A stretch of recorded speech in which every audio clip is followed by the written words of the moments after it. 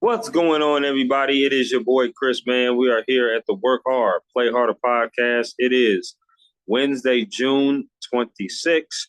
My name is Chris.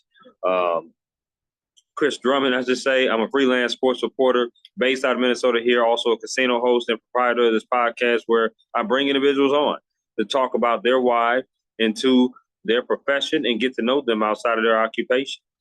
I have a special guest that's coming on with me today. Her name is Katie Kaplan. She is a television news anchor reporter that's based out of Des Moines, Iowa, at WHO 13. But she has been in Montana, states of Montana. She's been in Florida. She's been in California, also doing the same kind of job of MMJ and reporting and anchoring. She's also been a writer for Entertainment Tonight. So she has a plethora of experience being in the industry. So I want to get to know her why and get to know her a little bit. So without any further ado, I introduce to you the lovely, beautiful, and talented Katie.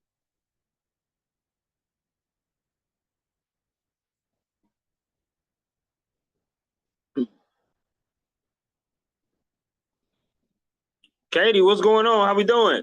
Hey Chris, good. How are you? I'm doing very good. It's very good to see your face. Just want to say thank you for hopping on my podcast. How you doing today? Oh my gosh. Well, thank you for having me. And let me get you full screen. I'm doing great. I feel a lot better. So sorry about canceling last week. That was kind of a bummer, but I appreciate you being flexible. Oh, no worries. No worries at all. I just want to say you look absolutely lovely today. Just want to start off Thank by saying you. that. You're very welcome. And I want to also reiterate why I wanted to have you on here before I start asking you all these questions. So, what I like to do on my podcast, Katie, is I really like to talk to likewise people, right? I'm a sports reporter based out of Minnesota here, covering high schools and covering a college that we have here in the small town of Marshall, Minnesota. I love talking to different reporters who are in this industry doing the same. Now, it's obvious you have done reporting, MMJ, anchoring in Montana, Florida, California, and if I'm not mistaken, you're now in Iowa doing this. So, That's right. which is next door to me because I'm in Minnesota. So, it's always wonderful to hear people's stories because everybody has a story to tell. And since Right. you've been doing it for a while and doing your thing, I just want to hear your story, kind of just break bread with you a little bit, get to know you a little bit. And, it's also a way of talking about things that you went through in the industry as well. Somebody may take a look at this and they may have a question for you that I don't have, or may learn something about you that wants to come into the industry. So that's why I really wanted to talk to you. Awesome. I love it. I'm all about it. So that I'm sounds with great. you. Cool. So my first question, Katie, is the same as it always is. What is your why? Why did you get into the journalism industry? Were there any other role models that you looked at before joining? Were there any other inspirations that you might have had? But what is your why of joining the industry of journalism? Mm. Well, I love that you asked that question. My why is definitely to help people, right? And I think that's the altruistic answer. That's what a lot of people will tell you in this business, right? They want to help people. This is my little way of making a difference in the world in whatever way I can, whether that's just, educating someone that's watching about maybe a danger or an illness or something like that, or spreading awareness or sharing a positive story, right? And showing other people about the change they could make in their community.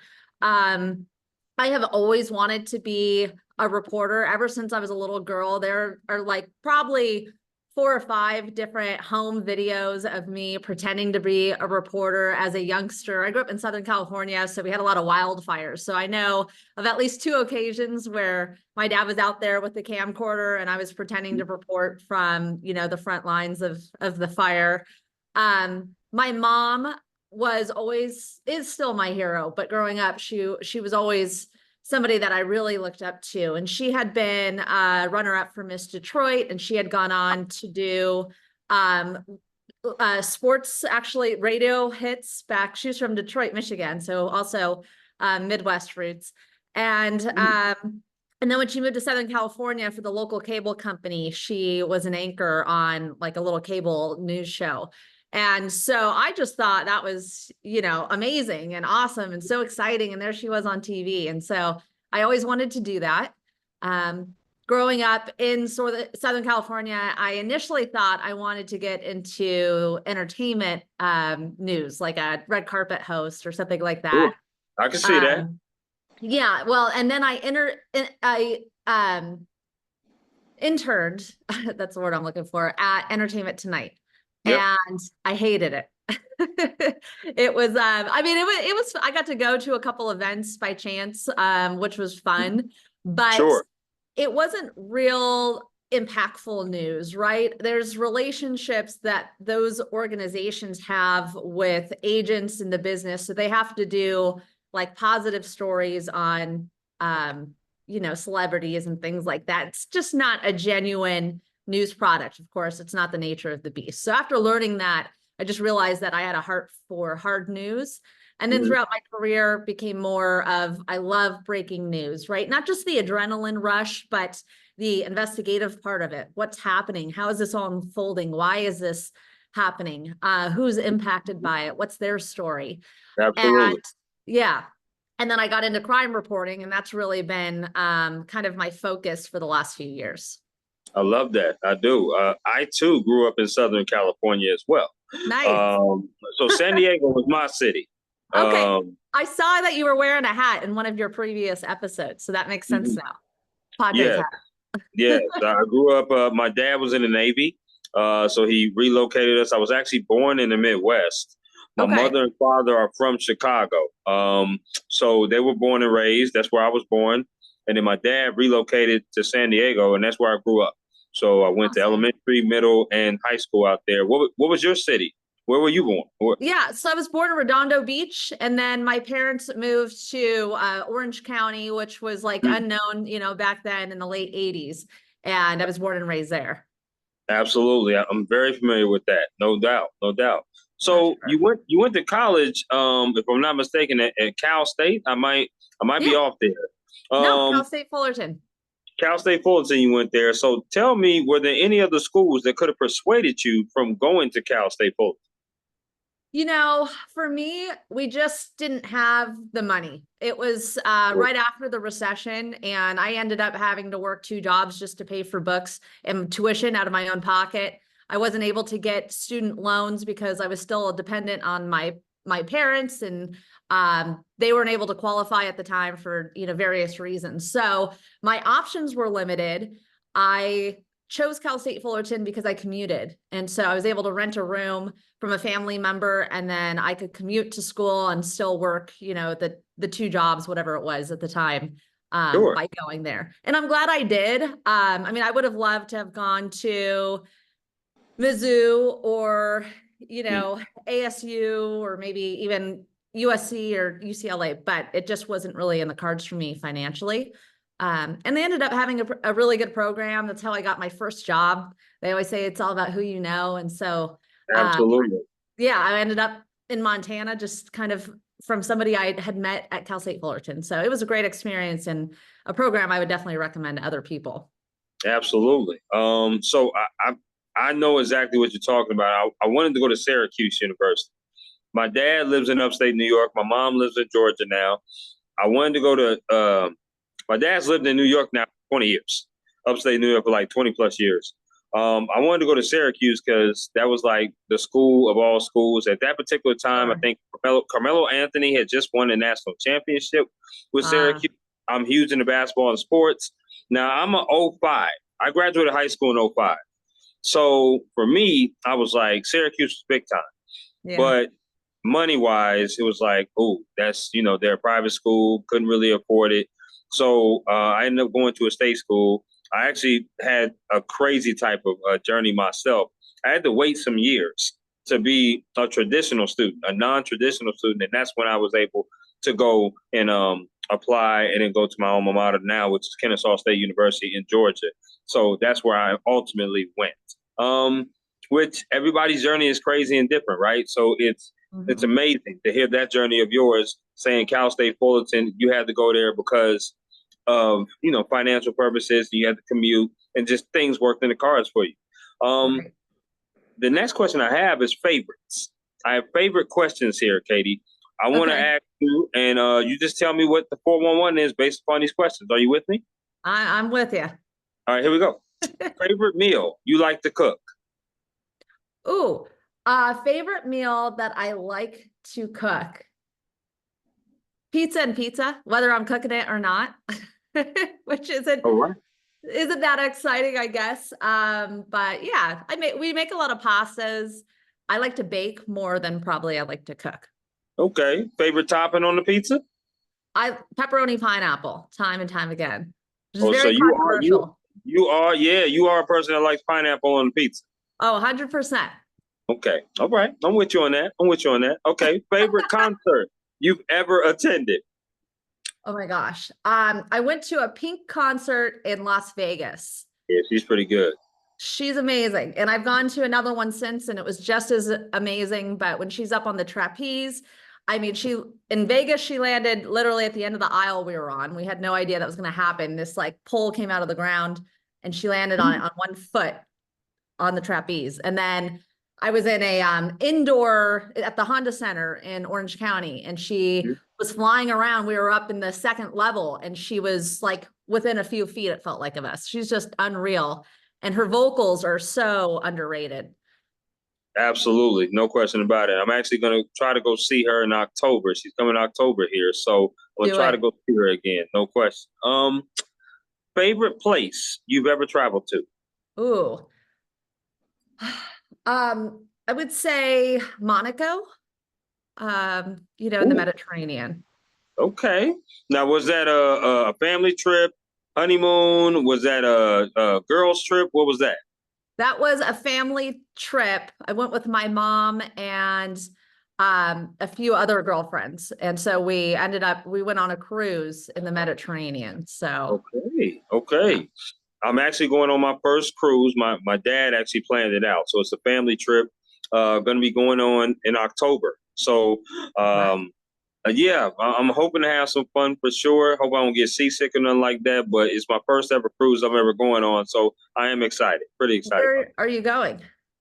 it. So it's a part of MSC Cruises. I think.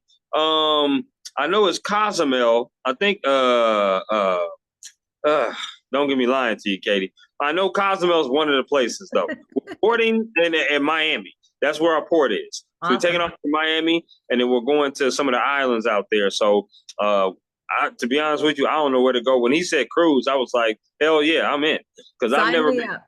Yes, sign me up. I'm good. So I'm looking forward to that. I got to ask a sports question because I'm a sports guy. So, Sure. favorite sport you like to watch on TV? Favorite sport you like to attend in person? Could be the same sport. Soccer, I like to watch on TV. I was a long time competitive soccer player, and I'm an even bigger hockey fan. It doesn't translate well to TV, although I'll still watch it. But I mean, there's nothing like, especially a playoff hockey game in Sure. person. It's awesome. Okay, I like that. Now, last of the favorites, favorite restaurant you like to eat at? Oh my gosh. There is a pizza place back in Southern California in Orange County called Ballpark Pizza. Oh And yeah, I know what you're talking about. I know what you're you do? talking Oh, and it's about. so good. I don't know what it is. It's the ratio of the sauce to the cheese and Mm. just the flavors. And it's been the same since I was little. And you just can't go wrong. To me, it's probably some of the most authentic pizza you'll ever eat. And Yes, it differentiates from the Domino's and the chain pizzas, right? It's 100%. just it's just the way it's made, the sauce, the cheese. It's not too doughy, but it's Right? really good. It's so good. I know what you're talking about. Absolutely. 100% agree with you on that one. I love Okay, it. Katie, let me ask you about your day to day, right? Okay. As we know in journalism, day to day, it changes. No day is never the same. You're doing something different, covering something different, all that and above. Talk to me about your day to day and what you do and what is your process like getting ready for that. Sure. Well, these days it's a little bit different because for the first time ever, I'm only part-time at a TV news station. So Oh, I go in Tuesdays and Thursdays and report there. I kind of get to pick and choose whatever stories I want, which is great. But it's also challenging because I have to enterprise or find those stories myself. But for most of my career and the normal standard of being a TV news reporter, one of the great things is that you have a different office every day, right? And that's one reason why I've never fully gone into a full-time anchor. I've done Monday through Friday anchoring, but I've always kept a toe in reporting, where I would go out after the newscast and find a story. Okay.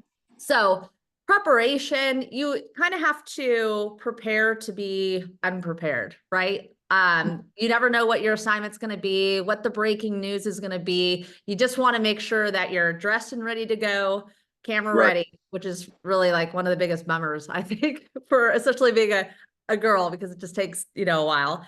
But also your equipment, has to be all plugged in and ready. I am an absolute believer in the moment you get back to the station, you plug your batteries back in and all that. Once you're done with your memory card that has your interviews and your video, you put it right back in the camera. And that way you're never caught in a bind, because the moment passes and you can't get it back in our business. And also, Absolutely.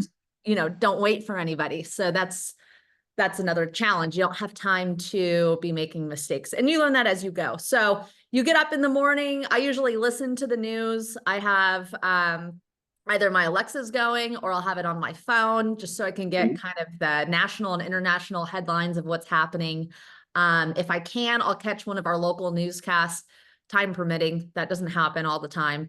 And then we'll go in and take a look at usually the website, just to see what like my TV station has been covering, what the news of the day is, and then start kind of fielding either messages on social media, maybe comments on the story that's been posted on the station website, to kind of get a feel for how people are reacting. And also leads. I mean, that's a great way to generate a lead for a follow-up story, right? Because you always want to Absolutely. continue to push the story forward. What's next is the thing as a journalist you have to think about. You don't want to just cover the basics, like we call it the nuts and bolts in the business, because a lot Right. of times that can be handled in-house or it comes out right away.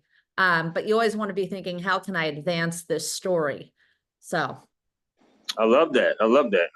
And this is a great follow-up question that I have, is that typically, what advice would you give someone, maybe like either an intern or a recent graduate, or even somebody that may be seasoned in age, like myself, right? What yeah. kind of advice would you give an individual that wants to become what you are, a news anchor or a reporter? Okay, I've got, I think, three main things. One is really basic. Just hand out your business card, or if you don't have a business card, just hand out your phone number like it's candy, right? Tell people, hey, if you ever see anything, if you come across anything weird, shoot me a text, give me a call, send me a message on social media. Because Okay. after you do that for a few years, you're kind of planting seeds in a garden, and those seeds will start to grow and blossom. And then suddenly you're the person in the newsroom that's getting all these tips, you're getting all the inside information, and you become really valuable. And that's obviously great for you in a lot of ways. And also Sure. makes your life easier when you're looking for stories, which, that daily grind can really catch up with you. And a lot of people burn out because of it. Two, Yes. I would say, and this is advice that I had read in Robin Roberts' book, but make yourself um, so important and so needed in your newsroom that they can't, get rid of you, or it'd be really hard to replace you, right? That's how she got into being, a sports reporter, and has gone on to be like a national anchor now, right? A household name Absolutely. as far as a journalist goes. And so I've been able to do that with my crime reporting. I'm passionate about it, so it doesn't feel like work. I think also I have a connection with people, because I do really care about the victims of crimes, especially when they're unsolved, or they're, families of people missing under mysterious circumstances. And that makes people trust me. And Right. I bring something to the newsroom that maybe somebody else doesn't have, right? Like a political reporter isn't going to be even interested in that. And so it just makes me valuable and brings something that other people don't, which is great, and why it's important that we all are diverse and we have different interests, right? As journalists, there's room for everybody. But you got to make yourself kind of important in your own newsroom. Um, Absolutely. and then, gosh, I had three. So business cards. um, oh yeah, okay. Making yourself uniquely important. And then I would say embrace all the changes that come about. When I was in school, in college, they would always say, okay, things are going toward people being their own cameramen, and it's really a bummer, you're not going to have photogs anymore and this and that. But it wasn't like a standard across a lot of stations. Now you're seeing it in big markets. I have friends that work in San Francisco and LA even, and they are MMJs. And even I've heard of that happening in New York City. Now it's not the standard, and there are still stations. Even here, we're in a mid-market in Des Moines, Iowa, there are still photogs. But I'm learning, and even in this new position I'm in, that I am really lucky that I've embraced being an MMJ.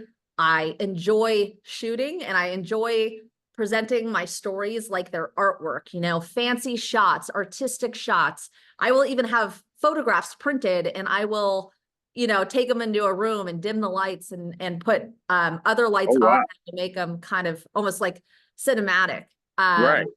And it's just a good tool to have, because I think people that are later in their careers that where MMJing or being, a one-man band wasn't the standard are starting to struggle because they're resistant to it, but they also just haven't cultivated those skills. So it's kind of like Kobe Jordan or Kobe Bryant and Michael Jordan, where they came back every sports season with like a new trick they had worked in the off season. It just made them like that much above the competition.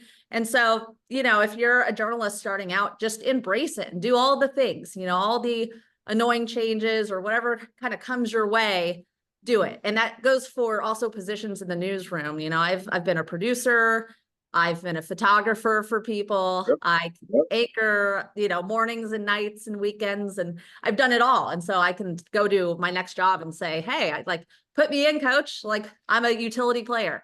And again, I just think that's just going to benefit you in the long run in so many ways. No, that's a wonderful answer. I think that for me, you talked about the internship that you did in Entertainment Tonight. And I was thinking about that as you was talking, because it's a great way to do, because you also been a writer as well. It's a great way to learn all these different things, because not only does it enhance your skills, but it also shows you things that you might not want to do as well. Right? Industry, right? So doing internships and doing things and saying yes to these different roles will help you enhance your skills, because then you learn different aspects of jobs. But you also learn what you don't want to do, what you're not most comfortable with. So then now it gives you a more specific type of lane that you can drive yourself in however you want to go as far as your jobs go. So I just wanted to piggyback off that point. But there's also a great segue too to the next question, and that's mental health and work-life balance. Now, anytime you do this business of journalism, it's beautiful. You're storytelling.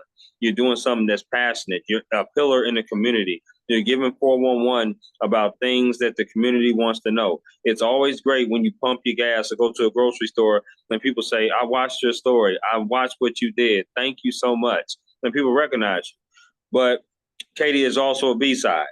And the B side is people don't understand that you got to get up early in the morning. Like you said, sometimes it takes time to do your hair, makeup, and look as beautiful as you do, Katie. That takes time, right? But it also takes people helping you out as well, right? Because you're not doing it by yourself. You got people that's helping you do this. But you also have times where you are doing it by yourself. Like you said, MMJ and one-man bands. That means you have to go out, shoot, edit, record. Sometimes you're going out to places that you really don't know the place very well, but you're setting up for a shot, but you just don't know. So I say all that to bring it back to the question of, how did you keep your mental health stable and also your work-life balance? Because if I'm not mistaken, you are married and you also worked with your husband, which is something that, you don't hear that a whole lot, but you do hear it at times in the industry. How do you keep your mental health stable enough and also have a work-life balance? Sure. Well, I think, for my husband and I on that point, I think it actually helped us because we could be together. We could relate to a lot of things. Sometimes we would take work home, we'd be talking about our latest gripe or whatever. And it'd be easy to kind of go down that avenue and then realize, okay, let's get back to just being us and put the work aside. But for us, it really worked well. That was how we met. We met in Montana on the anchor desk. And We love working together. We miss it right now. Currently, we're not doing that, but um, mental health is a serious issue in our industry, and it's kind of one of those things where people are only now starting to talk about it. So I really do love that you brought it up. I think one, unfortunately, to be a journalist for a prolonged period of time, you just have to be, first, you have to have like a hard outer shell. And I don't know how that's going to sound to people and how that's going to come off, but you can't be an overly sensitive, soft person, I Right. think, and survive in this industry for very long, because it will just take its toll on you. You see horrible things, and you have to report on them, and you have to talk to people, that have done horrible things sometimes, and there's Yep. no escaping it. Um, it is important, I've found, coming home and doing things that I enjoy that take my mind off it. So like, I'll actually show you, uh, Okay. I have like a Hogwarts 3D puzzle right here. That is one Wow. of Okay. I love puzzles. I love building things, IKEA furniture, whatever. And I realize when I do those things, I'm not thinking about work or the stresses or the deadline or, the child abuse case that I had to cover, or the, missing person that I've been investigating for months. I'm just thinking about this puzzle right here, and I enjoy Right. it. There's a sense of accomplishment, and I think that really helps me. I've also found meditation. So I love yoga, I love working out, and I love meditating, and all that is just a release. And I've realized how I feel afterward. I can just tell that I'm in a better headspace. And so it's so important to take care of yourself first. You hear people say that, but when you really start doing it, it's you realize why people are saying that. I mean, it really makes a huge difference. And then, counseling, I haven't had to go to that avenue before, but there have been instances with work that have made me think about, well, maybe I should talk to someone. I've been at places where people have come back with guns and we all went running, and I'm trying to shield the intern that I brought with me. And I've been at live shots late at night doing them myself, where people have, walked into the shot right as we went to video, and the producers, trying to ask me if I'm okay. And then there was a Right. shooting at that spot the next night. And we had some colleagues at a station in Orlando, and I worked just like 3.5 hours away in Tallahassee, that were shot at a crime scene. So, it's important just to use the tools that you have to make sure that you're not being a detriment to yourself when you're doing this job. I love the fact that you said that you got to find releases. You almost have to set boundaries too sometimes, right? You Yeah. got to set boundaries with yourself, especially. I like to work out as well. I like to write poetry. When it's not snowing like hell, I like to go outside and take nice walks outside because it's beautiful summers out here in Minnesota, and I'm sure Right. Iowa as well. But I like to do those type of releases because but I also like to talk to friends and people that don't deal with sports. I'm sure you probably like to talk to some friends sometimes that just don't want to talk about news all the damn time. You know what I mean? Yeah. Like, have some people that just talk about something different. Maybe music or maybe life situations, just something different. Right. I love that. I love that. I also want to touch upon, before I get to the next question, something you said about doing different stories. Kind of the reason why I shied away from doing news. I love sports with a passion, but news stories, those hard news stories are tough. Are tough to do. Sports does have hard news stories. When teams lose, you see the kids cry because the season is over. It's pretty Yeah. tough, right? Because they work so hard in practice and they're all going for a goal. But you got to have somebody that wins and somebody that loses, and that going in, right? You don't know in a news story when you walk out your door that you're gonna be shot, or your door or your home is gonna be destroyed, or Mhm. some tragic thing is gonna happen to you, right? So I say that because I came up with this bonus question that I wanted to ask you. Have you ever taken hard news stories home with you? And how have you dealt with that? Because I think that's something that if people are going to come into this industry and do news, they should hear from a perspective of how to deal with hard news stories like that. Yeah.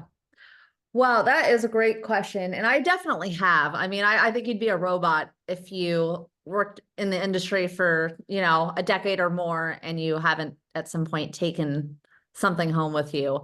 Right. Usually it's the stories involving children that, Yeah.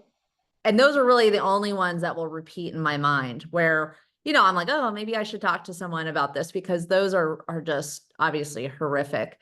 Right. But again, I think doing the releases help, escaping somehow, whether it's talking to someone, whether it's, doing a hobby that preoccupies your mind. And Sure. then also, also remembering that what you're there to do is to help these families in some way, whether it's supporting them by sharing their story, whether it's by educating somebody else as to the danger of what could happen to make them more mindful, and that it's important work. But yeah, I mean, I just think the same tools for if you take things home with you, using those as an outlet and just remembering that it's normal. You wouldn't be human if you weren't touched, by a story or impacted in some way. I love it. On here with Katie Kaplan, TV news anchor out of Des Moines, Iowa, on my Work Hard, Play Harder podcast. We have came to the portion of the podcast, Katie, where now we're going to do this or that. Okay? I'm going to throw two things at you, and you get to choose one or the other. Okay? Oh, Are you with man. me? Okay, I'm with you. I'm a little stressed about this, but let's do it. Let's do it. Okay, so now, Katie, our friendship depends on this, or new friendship, I should say, on this first question. Popeyes or KFC? Oh, I've never had Popeyes, so I'll have to go with KFC. Oh, Katie, we're gonna have to change that. We're gonna have to change at least one time. That's a bucket list thing. One time. KFC's good now, so that's a default. It's a default because normally I ask that question, I'm looking for a Popeyes answer. But that's okay. You ain't never had it. That's all right. That's okay. Skirted past that one barely. That's right. That's right. So here we go. The next one is chicken wings, barbecue or lemon pepper. Barbecue. Okay, we back on the right track. Here we go. Good. Okay. Do you like your wings wet or dry? Oh, wet. Okay. Do you like your wings bone in or boneless? I like them boneless, but I know that's probably an unpopular answer. Well, that's not a bad answer. You can't go wrong with either one. I like to get messy, no question about it, with the bone-in wings, but I also like to eat my wings with a fork. If I can do that, then that'd be great too. Eat dip them in with the sauce, and we good to go. So either way, not bad. All right. Okay. Next one here. Next four have to do with music concerts that you rather attend. Okay. So here's the first one. Which concert would you rather go to? Morgan Wallen or Luke Combs? I've seen them both, and they're both amazing, but I'm going to have to say Luke Combs. Okay. Yeah, both of them are really good. I'm not a huge country person, Katie, but those two I will go see in person. Those two are really good. Okay. Next concert. Which concert would you rather attend? Kendrick Lamar or Drake? Oh my gosh. Kendrick Lamar. Okay. That's my girl. I like that. Here we go. Which concert would you rather go to? Would you rather go see Casey Musgraves or Carrie Underwood? Carrie's my girl. She's amazing, but I have seen her twice now too. So I'd be interested in Casey Musgraves. Okay. But once again, don't listen to a lot of country, but both of them are really good. So I do like them as well. Okay. Last one for the music. Which concert would you rather go see? Would you rather go see Lady A or Zach Brown Band? Ooh.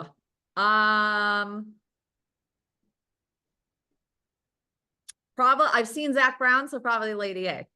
Okay. I'm a huge Zach Brown Band fan ever since Chicken Fried.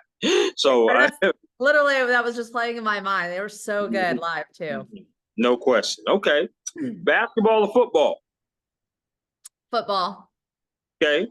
Hockey or baseball? Hockey. Okay. Which sport would you rather play? Badminton or bowling? Bowling. Are you a good bowler? In my own mind, yes, but in reality, no. Do you need the bumpers?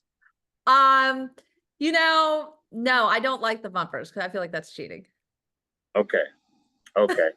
I was about to say, Katie, I don't know if we can ever bowl because I can't do no bumpers now. I was thinking back when I was a kid, we used to get the bumpers. My dad used to take us Right, bowling a lot, and it was so fun, but no. right. And you said the key word there, kid. So Yes. I feel you on that. I definitely feel you on that. Okay. Do you like desserts? Yeah. Oh, yeah. Okay, so I'm gonna give you 4 categories of desserts. Okay. You have to get rid of one of them that you'll never eat again. So here we go. First one is cake. Okay. Okay. The next one is candy. The third one is ice cream. The last one is cookies. Which one are you getting rid of that you'll never eat again? Candy. I feel that. I respect that. That's not a bad answer because it's hard for me to get rid of red velvet cake. I'm sorry. I love red velvet cake too much. I like red velvet, and I love like a decadent chocolate cake. Oh my Hello. God. Well, looks like we can be dessert buddies because we I back on love the it. right track. We can't do chicken, but we can do dessert. That's what's up. I Perfect. love that. All Okay, right. awesome. Potato chips. Do you like potato chips? Yeah. Okay, same format. I'm gonna throw out 4. You got to get rid of 1. Here we go. Lay's is the first one. Ruffles is the second one. Doritos is the third one, and Pringles is the fourth one. Which one are you getting rid of? Pringles, if I have to choose. Wow. Okay. Uh, Okay. So let me ask you this, Katie. Are you a salt and vinegar chip person? I'm down for that. I Okay. don't discriminate with my chips, I'll eat Okay. whatever is I have in front of me. Okay. I feel you on that. There ain't no way in hell I would ever eat a salt and vinegar chip. I just can't do it. Have you tried? Yeah, I did. I tried it, and I actually tried the first one. So you know how you grab a few chips sometimes when you dip into the bag. So I Yeah. tried the first one, and then I end up throwing the second, third, and fourth one away. I was like, Lord have mercy, this is bad. It's Oh, awful. that bad. Yeah, it was awful. It's not the worst chip ever, but it's definitely close, without Gotcha. question. I'm a What is, sour cheddar ruffles kind of guy. That's me. oh, okay. That's my favorite. That's my go-to. Okay, Or enough the said. red Doritos. Oh yeah, red Doritos, awesome, Classic. absolutely, no Yeah. doubt. What would you say is has been some of your favorite stories that you've done in the industry, and why? If you can give me a couple stories that you did that's memorable stories. Oh, yeah. This may sound weird, but I had a series called Unsolved in Tallahassee, Florida. I'm actually doing an iteration of it here that I've been working on. And it delves into, it's an investigative series. So instead of being like your average minute 30, I mean, these were sometimes 8 minutes, like documentaries, and they were an MMJ series. So I would spend weeks sometimes doing this. Those are very important to me because of how grateful the families are to have somebody asking about their loved one. These were always cold cases, either missing people or homicides, Right. unsolved. Wow. And so the families, are just so grateful because a lot of times they don't even hear from, law enforcement anymore, let alone reporters or friends of their loved one even. And so when we come around and we want to try to help law enforcement shake something loose, and we sit down, we start talking about their loved one, and then we put it together and we put that online, and it's this all, one-stop shop where people can learn more about everything, like not just who their loved one was, but what happened to them and where the investigation stands now. So those to me are, my number one most memorable stories as far as myself.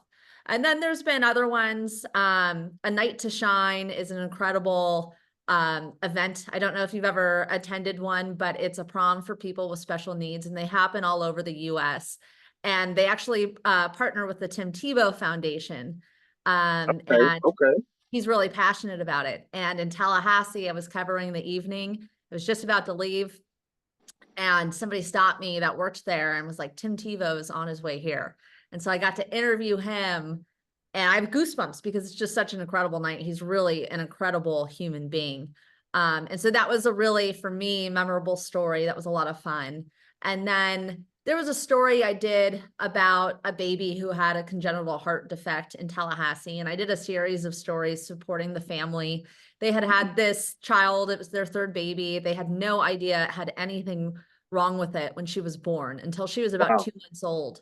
And she started to turn blue and they took her in, and the baby did not make it after a number of months on an ECMO machine, which is like a life-saving last measure that they do. But with our stories, we were able to help the family raise thousands of dollars in money just to support them because, obviously the mom could not work. They were living in the Ronald McDonald House in a totally different, county, hours away from Wow. home. So Yeah. it's things like that where when I talk about making an impact and helping people too, that are the most, rewarding. Wow. Those are some incredible stories that you just talked about. Yeah. Um, Thanks. I know this is also another great segue, but I want to ask if you wasn't doing journalism, and I love asking this question, if journalism was not your occupation, what career would you have pursued and why? Oh, that's interesting. One thing I used to think, I wonder if I could do that would be a crime scene photographer, which sounds weird. I just have the stomach for that. And I have an innate curiosity to those type of things, which is probably why, I'm able to tell the stories that I tell. So that's one thing. And then in a whole different end of the spectrum, like a interior designer or a I personal can like see that. organizer, because I love I can I see love to that. organize. Your home is obviously a beautiful home. That Thank you. puzzle over there said everything. The way that you got that puzzle set up over there, design it's really nice. But I also can see like you doing some crime solving type stuff, like Murder She Wrote kind of deal. Like I can Yeah. see that. I can certainly see that because you seem just very passionate about that, which is pretty obvious. If anybody's met you and talked to you, they would know for sure. Well, what's funny is part of the reason I'm only part-time right now is because I have a podcast that's a true crime podcast. And I was just working on a case last night, but it's called Two Yeah. Sleuths. And it's with a partner who's a former special agent. Oh, And we try to do ethical storytelling with these true crime cases. And so I am kind of doing a little bit of a Murder, She Wrote. I like that. Okay, I'm gonna have to tune in. What time do y'all normally do the podcast? What do y'all do it like on Zoom or Spotify or live? How y'all do it? So right now it's just audio because my partner is still undercover. We call her M just because she has cases that are still making their way through the legal process. Sure. And she sometimes has to testify against the perpetrator. So for now she's undercover, but we release them Tuesdays really early in the morning, almost every week. Right now we're on a summer sabbatical, so we've taken about a month off, but we have about 30 cases that are between 30 minutes and an hour and 10 minutes long. Each episode is a new case. Sometimes they're two-parters if it warrants. And we do solved and unsolved, old ones and new ones. Sometimes we do interviews with the family and law enforcement, and sometimes it's straight storytelling. But we really keep the banter just to a minimum. And we try to be as credible and do as much research as we can so we're accurately Sure. retelling these stories, because some of the other true crime podcasts, it's a booming kind of industry right now, podcasting, and especially the true crime genre. But Mhm. I've had people that have covered some of the cases that I've investigated for my Unsolved series, and they get some of the most basic details wrong. Right. And then they're like laughing and they're talking about, their kids being sick last night or what they had for breakfast. And it's just very out of place and almost seems unethical. So this is like just a straightforward nuts and bolts true crime podcast by two people who do investigations for a living. So I love it. Now, where can they listen to that at? So anywhere that they basically stream podcasts, which is almost every streaming platform. So Spotify, Apple Music, iHeartRadio. We have a website, twosleuthspodcast.com, that has links to all our episodes. So you just type it in and then look for this cover art. That's me reporting. And then this is my colleague who's the special agent, and she's kind of obscured because, like I said, she's Awesome. Undercover. No, that's awesome. I'm definitely going to check it out because I love listening to different podcasts as well. What is some advice, Katie, that someone has gave you that you hold on dearly to? Um, you know, that's a great question. Why, thank you. Yeah. I think going back to one, like making yourself, like find out what makes you unique. It's that Robin Roberts piece of advice. She didn't give it to me personally, but she wrote a book to give to people. Sure. Make yourself unique. And in that same vein, like embrace your uniqueness, right? Like we all have something to bring to the table. And so just knowing what that is about you and following it, I think is going to get you really far because you're automatically passionate about it anyways. I love that. Okay. Learn your uniqueness. And you're right. Everybody's unique. Everybody is different. I live by a hashtag that people say, well, why you live by that? Because I truly feel that. My hashtag is DTBD, which is dare to be different. Love I it. dare to be different every day. I don't want to be like the normal person because normal is subjective. Normal is subjective to every Yeah. human being on this planet. What your normal may not be my normal. So dare to be different, right? If it's okay to be unique. It's okay to be different. It's okay to be, as long as you're being yourself, be yourself. Because Right. I always say that self-love is the most important love. It's hard to love another if you don't love yourself. So you got to Right. love who you are, in the good, the bad, and the ugly with it. So I do love that. It's time for rapid fire as we are coming to an end. Time for some rapid fire stuff. I'm just gonna be ask you some questions. First thing that comes to your mind, you let me know. Okay. So Okay. here we go. Favorite color. Blue. Okay. But no, it's not. It's Favorite. green. It's green. Okay. Listen, both colors are great. No question. Okay, you say green. I love it. Favorite board game. Oh my gosh. I haven't played one in a long time. So, oh, Scrabble. Okay, I like that game. That's one of my favorites too. It's good. Favorite card game. I like to play solitaire. Okay, I like that. Favorite TV show. Dateline. Easy. Okay, I like that. That's a first here on the Work Hard, Play Harder podcast, but I I'm like that. shocked. Yeah, A yeah, first. Dayline. Yeah, that's a first, no What are people question. But watching? some of these you might not even want to know. To be honest with you, that's Okay, for fair. sure. Okay, I like that. If you had a chance to listen to 3 albums with no skips, what would those albums be? Can I skip this question? I have no idea. I don't even know album. Mm, okay, let me ask this one because I always have a plan B. If you had 3 songs that you could put on repeat that you would never get tired of listening to, what would those songs be? Oh my gosh. Um, Should have been a cowboy. Is one of my favorites. By who? That's, I don't know. What are some other good songs? I can't even think of any. Like So, right now, if you started singing a song right now, Katie, what song in your mind that comes to that you know the lyrics to? okay, probably Jules. One of her Jules songs. Oh, well, wow, you But throwing it back, Jewel. Maybe who can save your soul? You know that one, Save Your Soul. yes, Okay, I word know for that word. one. That's my karaoke song. And then Okay, Before He Cheats by Carrie Underwood. I mean, what woman don't know that song? Right? I don't know a woman that don't know. Okay, I feel you on that. If you had a chance to go on vacation to whatever beautiful exotic place you want, who are the 3 people that you taking with you? Okay, I would take my husband, my dad, and my mom to Fiji. Love it. I love it. Okay, here we go. Now, since you're from Southern California, I'm going to ask you this question, okay? All right. Mike Trout or Kobe Bryant, Kobe Bryant. okay? Again, since you're from Southern California, I'm going to ask you this question.